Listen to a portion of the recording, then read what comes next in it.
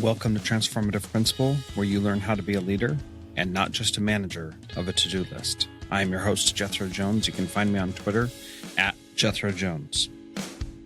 Your to-do list is a hungry monster that is never satisfied. For the last year and a half, I've helped principals get awards, get promoted, and find the time to do the work that really matters. I recently opened a new mastermind slot. Schedule a call with me and let's overcome the stressed and isolated principal position together. Go to the show notes for this episode at transformativeprincipal.org and click Schedule a Call with Jethro. Welcome to Transformative Principal. Today, I am very excited to have Katie Novak, who is an internationally renowned education consultant, as well as a practicing assistant superintendent in Massachusetts. She's wrote a bunch of books, has a doctorate, and recently published a book called Innovate Inside the Box, which she wrote with George Couros, focusing on the implementation of the innovator's mindset and universal design for learning. So, Katie, welcome, and thank you so much for being part of Transformative Principal. Thanks so much for having me. So I am really excited to talk to you. As I told you before, I'm a big fan, and I love universal design for learning, even though I came at it from a way not knowing what it was until after I was already implementing it. And it's one of those great moments where you do something and you're like, oh, there's other people who aren't crazy and think we need to do this. So can you first start by talking a little bit about what UDL is and why it's so important?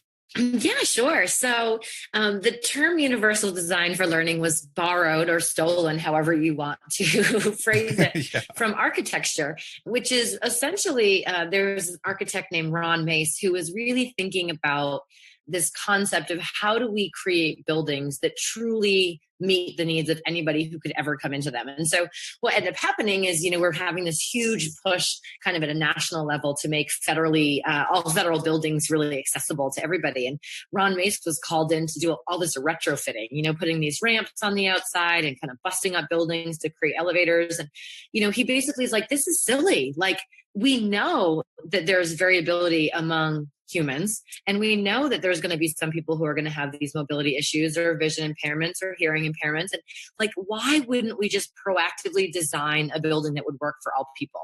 And so that same kind of thought process goes into universal design for learning, which is, we have all of these goals for students.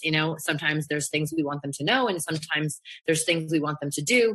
And the traditional model of education was basically like, well, this is the one way to do it. And that was really blind to the fact that we know students are going to come in and they're going to face barriers to their learning. Some students might not have the background knowledge or the vocabulary. Some students might have difficulty self-regulating or collaborating. And when we know that this is true, why wouldn't we just design a flexible lesson from the beginning that allows access and entry points for all students? And so, a lot of people look at the UDL framework, and it talks about things like the importance of scaffolding and the importance of providing opportunities to get feedback and collaborate. And a lot of people are like, oh, I'm already doing that. But the reality is we're doing a lot of that as retrofits for really inaccessible learning experiences. And so, kids aren't learning. And then it's like, oh gosh, maybe I have to give this kid a graphic organizer, or maybe I have to reteach this, or, maybe I have to give this kid something else. And an analogy that I use is basically to talk about kind of like a dinner party. In that if I were to say hey, what's going on? I'm coming over with 25 friends. I'm going to make a dinner. Can you please make something they're all going to like? Your first thing's going to be like, well, what do they like? And I'm going to be like, oh, it really depends on the day. People have a lot of stuff going on. Context really matters. I'm not sure what they'd be in the mood for that night. And so given that background, you would never in a billion years make a casserole. You would know that wouldn't work, because a casserole is so one size fits all. And if you served a casserole, you're going to have a bunch of people who are like, I literally can't eat that. I have a dietary restriction. I'm lactose intolerant. I can't eat that. And then you're going to have other people who are like, that's gross. I'm not eating it.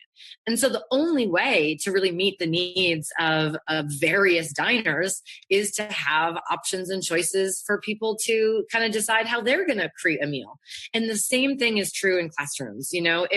If we want students to, solve an algebraic equation, some of them will need to work in small groups or use manipulatives or have a math reference sheet or have a visual model or have a calculator. And that should just be on a buffet for anybody to access, just as we would do in a restaurant. And so when we think about the fact that we're trying to design something that works for this mythical average learner that doesn't exist, then we recognize that we're always going to be modifying and retrofitting something that is inherently broken by design. And if we step back and we embrace the fact that we have these beautiful, beautiful, diverse kids in front of us who have different needs, then we're going to design something that works for all of them from the get-go. And that means there are multiple pathways, there are multiple options, there are multiple scaffolds, and we really empower students to self-differentiate their own learning. Yeah, that is so incredibly powerful. And I love that analogy of, if you have a bunch of people over to eat, you're not going to just serve casserole and say that's all great, especially if you don't know those people before they walk into your house. And so, when I first started thinking about this way, I was teaching in a urban school with high levels of minority students that, I didn't have any training or know-how of how to reach them or connect with them. And, my response was just, as an English teacher, if they're going to write, they're going to enjoy writing about something that they know about more than writing about this, piece of literature that only I'm interested in. And so, that was my first exposure to that was giving them an opportunity to write about something that they were interested in. And my peer teachers at the time were like, well, you can't do that. These are the topics that they have to have for this writing test. And I said, okay, but my kids don't care about any of those things that you're sharing, and some of them don't even understand those things because they don't have that experience in their life. And, even early on then I knew there was something better. And my daughter had just been born and she has Down syndrome. And the benefit for me is that I knew what challenges she would face, but we don't know what challenges every other kid faces. A child presenting him to a class with Down syndrome, there's going to be certain things that they probably are struggling with. But most of the times we have these kids in our class and we don't know what the issues are that they are facing, and we don't know exactly how to engage them or help them learn in that. And one of the things that I really like in the book Innovate Inside the Box is a chart that I know that you've used and are very familiar with, which talks about the multiple means of engagement, multiple means of representation, and multiple means of action and expression. And this was just, when I first saw this, was so succinctly put what I thought good teaching was. And I was shocked that other people hadn't heard about this before. So can you talk about those multiple means sections a little bit and why those are so valuable? Yeah. So, the principles are really that, there's 3 different puzzle pieces in our brain, essentially, or brain networks that have to be activated in order for learning to occur. And those, that's the affective network, the recognition network, and the strategic network. And essentially, all 3 of these things need to be ramped up and ready. But the reality is what activates them is very, very different. And so to activate the affective network, you have to engage a learner. And a lot of people think of engagement as a fun meter. I think engagement is one of the most misunderstood concepts in education, because, you walk into a classroom where kids are having fun and enjoying themselves and everyone's like, oh, they're so engaged. And the reality is engagement is equal parts attention and commitment. And this is where social emotional learning becomes a really integral part of UDL. Because when we talk about first of all, we have to make a goal really clear. And then we have to build in enough purpose and motivation to work towards that goal, no matter how difficult it may be, because we want students to be challenged. And so when we think about a goal that's both, that both shows interest and some level of commitment, it needs to be something that I buy into. It's relevant and authentic and meaningful enough that I buy in. And then I also have the ability to sustain effort and persistence to use the resources available to go after it. And it also means I can self-regulate with that feeling of discomfort that comes with doing something that's a little bit challenging. And so engagement is actually pretty ugly because it actually requires some grit and some perseverance and some struggle and some micro failure and some mistake making.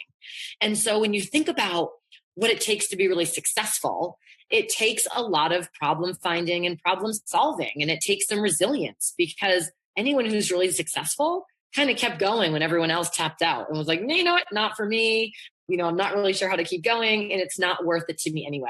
So how can we take what is every student's right to have and to build that fire in them to say, like, this is worth knowing, like to build that interest and say, like, you get to decide, what you're going to write about, but learning how to write and to communicate is so important because you can convince people to do things, and you can essentially share what is entertaining to you, and there's just so much power of language. But guess what? It's going to be hard. To be a great communicator is hard. And so it's not only that I want to provide you with all these options to kind of personalize your learning to meet that goal, but I also have to give you a lot of options for how you're going to continue to persist when it gets challenging. And that's when we think about, allowing them to work together, allowing them to get feedback, allowing them to use scaffolds. And then just this whole, what do you do when it feels like it's a little bit too out of reach? So what are our options for helping kids cope, for mindfulness, for kind of their own internal self-regulation? Because the reason that we're building this in kids, these multiple means of engagement, is ultimately so they internalize, when things get tough, I know how to deal with them. When I really want something in my life and I have this goal, I recognize that it might be a long journey made up of a lot of micro failures, but that's what macro success looks like. And so the multiple means of engagement are recognizing all the different pieces that have to be available for kids in classes so that they're able to continue to work towards really rigorous goals, and also so they can deal with that feeling. The other two are a little simpler, I guess you could say, because the recognition network, when we say we're going to provide multiple means of representation, it's just what are all the different opportunities and modalities we have to design so that every student can build comprehension. Students that struggle with language are going to need a lot of visuals. Students that struggle with visual perception are going to need a lot of, different, realia and tactile experiences, and opportunities to sit and talk through it. And so this is all about, like, how do we create an opportunity so that we're making sure that our teaching is accessible. We can't only lecture. We can't only show videos. We can't only use a textbook, but we have to provide lots of options and choices so that every kid can build comprehension on their road to kind of meet that goal. And then the multiple means of action and expression piece is, when we're looking at these standards, they're not requiring students to answer 10 math problems in 17 minutes. Like, these are man-made curriculum one size fits all casserole things. There's no state standard that says that, like, you must read The Great Gatsby or that you must do this exact science experiment. It's all about really allowing kids to recognize how to communicate what they know and how to show what they do using all of these different strategies. And so multiple means of engagement basically says, what options do we have to give so every student can show us that they actually met the goal? So when you're thinking about those three principles, it's like, how do we provide lots of opportunities for students to work towards really meaningful goals in ways that are challenging, but we have scaffolded the classroom so that they always can move forward. We've created an environment that they know how to cope, that they know how to regulate, that they know how to help each other, they know how to support each other. How do we also provide so many different options for students to build their understanding? They don't all learn at the same pace. They don't all learn at the same time, and they don't all learn with the same structure. And so we just have to provide lots of different opportunities for them to kind of personalize their own journey. And then ultimately, we have to provide them with lots of different ways that they can show us what they know. It doesn't have to be this, really strict recipe of, like, I will know if you're a good writer if you can write the 5-paragraph essay for me about this book. Writing is so much bigger and more powerful than that. So it's really about stepping back and recognizing that if we want kids to be learners and we want them to be innovators, we are much better slated to create options and choices and then help students facilitate their own journeys towards meeting the goals. And that's a very different classroom because it supports multiple formats and multiple tasks at the same time. And the reality, there's a lot of people who are like, oh yeah, like, I'm totally doing UDL because the kids could choose this book or this book. That is, I guess, one tiny, like, dipping your toe into UDL. But if every kid is not having a successful journey towards working towards goals that are meaningful, then it's not being done yet. And that's okay, because teachers are learners too. And we have to try and fail on our journey to do that. Yeah, boy, that's a really powerful statement there at the end, that if every kid's not choosing their own journey, then you're not doing it yet. I think that is so, so powerful. going back to the engagement piece, when I interviewed Seth Godin on this podcast, then he talked about enrollment as opposed to engagement, which is exactly what you said, is that it signifies that there's a commitment there and not just attention. I love technology and think that it's wonderful because it allows so many things, but I hate the idea of people justifying purchasing technology because kids are more engaged in technology, because people it's such a cop out. It's such an excuse for what really needs to happen. They need to have a commitment to it.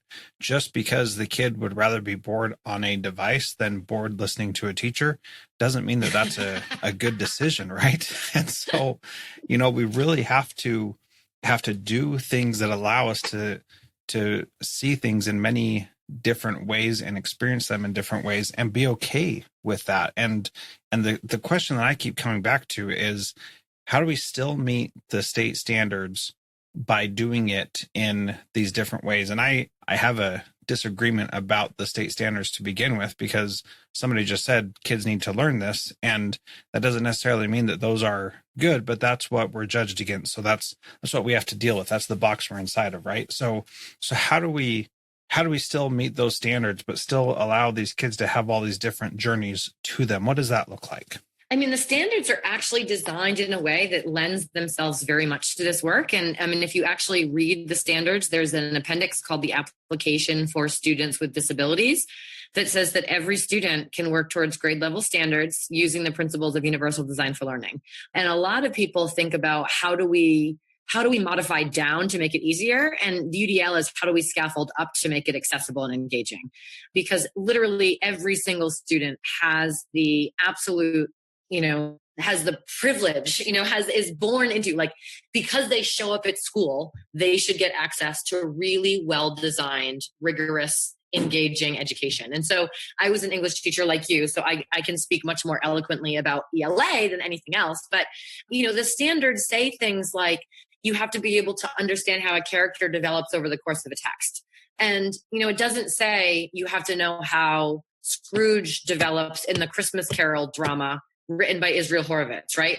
And a lot of the times you'll have classrooms that say, oh, we're working on the standard, we're working on characterization. And then every kid has this hard copy of a book in front of them, which automatically discounts a student who struggles with decoding, or English language learners, or, students who, have visual perception issues.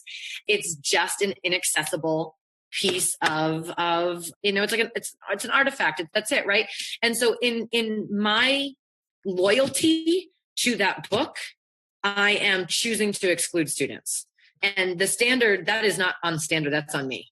Because I can create an environment where every student understands how characters change. I might have access to a mini lesson using grade level text that we say, you can listen to it. You can come over here with me in a small group. I'll read it. I'll act it out. You can read it silently, but we're all going to have this shared experience reading this text together in whatever way is accessible to you if you need to translate it. And then you're going to choose something that you care about, that's culturally responsive, that's linguistically appropriate. And we're going to go back and forth talking about what we learned about how characters' actions, thoughts, and feelings change, but you're going to do it with your character. And we're going to have these amazing conversations and we're going to share, you can come in and be your character. You can sketch it out in a comic book, but that is what the standard wants us to do. Is the question is, I need every kid to understand how a character changes throughout a text. And the question is, what do I have to do so every single student can do that? And a lot of the times we in education like to compartmentalize kids. So, my own daughter, significantly struggles. She has combined type ADHD and she has a mood disorder as well. And, my daughter who, has a disability and who is a special education student is not the property of the special education department. Right. All of our kids are amazing, amazing individuals who are at first, that everyone is a general ed student first. And if we have to supplement special education because it's their right, then that's amazing. But the reality is if you look at any state's educator evaluation system, you're looking at a standard that says teaching all students. And it doesn't say teach students who arrive ready to learn, teach students who can learn in the one size fits all carceral way, reach students who learn the standard in the way that you would prefer to teach the standard. Like, it's teaching all kids, period, end of story. And, if we can't do that, the system is responsible for providing better professional learning. So teachers know how to do that. But one of the things that is a little heartbreaking to me is I was presenting in a state conference recently, and I was looking at the state data, and I was putting up the state data, and basically, overall in the state, 50% of students are proficient. When you're looking at your students with disabilities, you're lower than 20%. You're looking at your Black African American youth, your Hispanic Latino youth, you're looking, again, pretty low.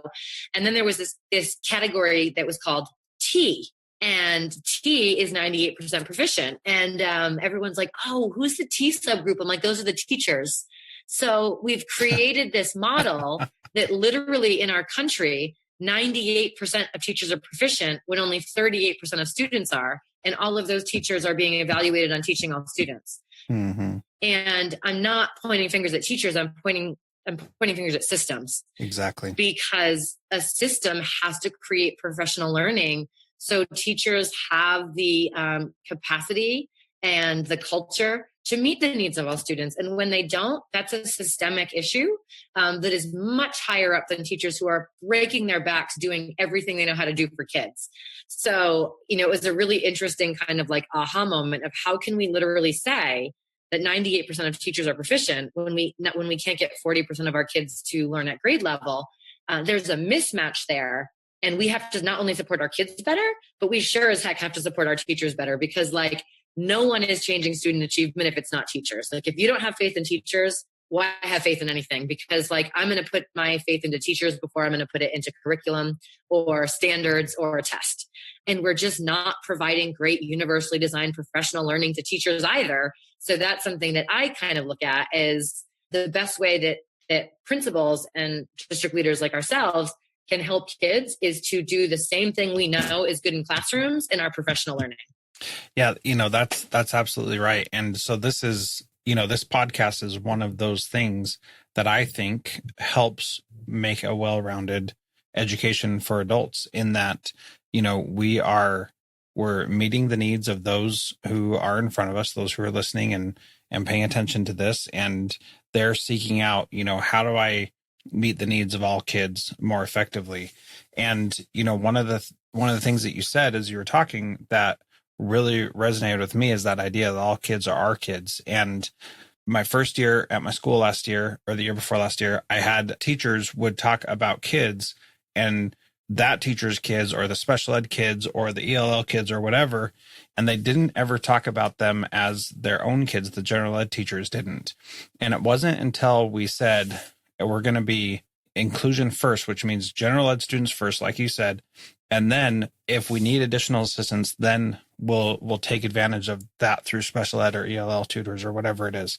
And once we made that big shift in how we looked at the kids and looked at all kids first, then we started having general ed teachers say, well, I'm having a hard time meeting the needs of one of my students. And for them to finally say that, Katie, was just amazing, because it's not like they were bad kids, but because of how our system was, not bad teachers, because of how our system was set up, those kids were somebody else's, not mine. Mm-hmm. But when we said, no, all kids are our kids, every single one we're going to meet the needs of, that's when they started to turn and say, wait, I'm struggling meeting the needs of one of my students, and I need to do something about it. And when you said you'd put the faith in teachers before curriculum, amen, sister, because those teachers, it didn't take long, Katie, and they automatically turned and said, this is my student also, and I'm gonna do something to help this kid,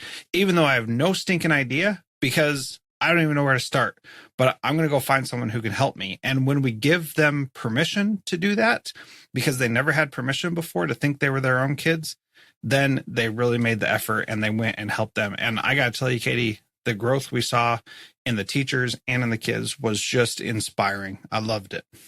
Yeah, no, it's the same way. The teachers I work with, they, I am so not worthy of working with them. Like at times, it's the job of teachers today is just, it blows my mind how many different layers have been added on since I left the classroom 7 years ago. Mm-hmm. And it's when we see growth, it's like we provided the professional development and the space and the autonomy. And yes, we provided them with the resources that they need, access to technology, access to curriculum, but nobody's turning around a district based on, buying a curriculum if you don't have a culture where teachers are engaged and empowered and enrolled, as you said, Seth Godin said, in saying, you know what, like, this is my life's work. This is my craft. It is not, I'm not going to name a bunch of curriculum companies because I'm not going to call them out like that. But like the curriculum companies don't know our kids and they don't design for all of our kids. And it's a beautiful foundation, just like I would give a contractor some really great tools, but the tools aren't going to build the house. And the same is true kind of in our classrooms and in our schools is like, yes, we have to invest in curriculum. Yes, we understand that the standards are a necessary part of what we're doing. That's the box. But like, there's no magic in the box if you don't have, relationships with teachers and students that are meaningful and teachers who are given the support to fail. Because again, any success in this universe requires a little bit of failure. And, you have to try things. You have to take risks. And when George and I wrote Innovate Inside the Box, that's really what we're saying is you have to create a system where it's okay to try things. We know that what we're doing is not working. And we're taking a chance sometimes on unknown betters. And as administrators, we have to say, just like I would say to my students, try it. And if there's data that shows that it's not effective, then we'll try something else. But so often we align our practice to what some research article said was the best thing for a district that was very different than ours. And we take the basic autonomy and creativity away from our teachers who, again, are our only hope of really changing things. Mm-hmm.